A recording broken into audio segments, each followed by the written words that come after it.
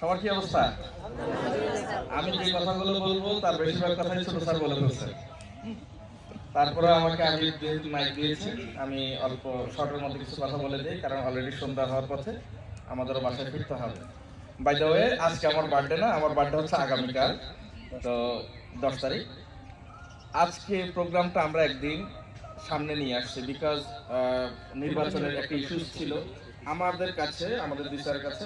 সর্বসময় প্রায়োরিটি হচ্ছে তোমাদের তোমাদের নিরাপত্তা, তোমাদের সুযোগ সুবিধা, এই জিনিসগুলো সবচেয়ে প্রায়োরিটি আমাদের কাছে। আমরা চাইলে আগামীকালকে করতে পারতাম, বাট আমার কাছে মনে হয়েছে যেহেতু 12 তারিখে নির্বাচন, 10 তারিখটা আমাদের জন্য একটু কনজাস্টেড হয়ে যাবে, রাস্তাঘাটে একটা প্রবলেম হতে পারে। দ্যাটস ওয়াই প্রোগ্রামটাকে আমরা একদিন সামনে নিয়ে এসেছি।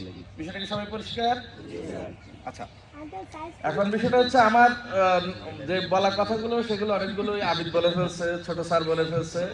তো আমার কথা অলমোস্ট ওরকমই। আমার কথা একটাই, সবসময় একটা কথা বলে থাকি আমি, কেউ কারোর কাছে সারা জীবন থাকে না। তো আমি সবসময় বলে থাকি যে আমার এখান থেকে যদি তোমরা এক কলম শিখে থাকো, এটা আমাদের দাবি। দুই ভাই, কি দাবি? যাওয়ার আগে সুন্দরের মধ্যে যাবে। আমি প্রত্যেকটা প্রোগ্রামে সেম কথাগুলো বলে ফেলি, আবারও বলছি, যেহেতু এখানে অনেক নতুন মেম্বার আছে, পুরাতনরা আমার এই কথাগুলো জানো, আমি আবারও রিপিট করছি, কেউ বেইমান হয়ে যাবে না। যাওয়ার সময়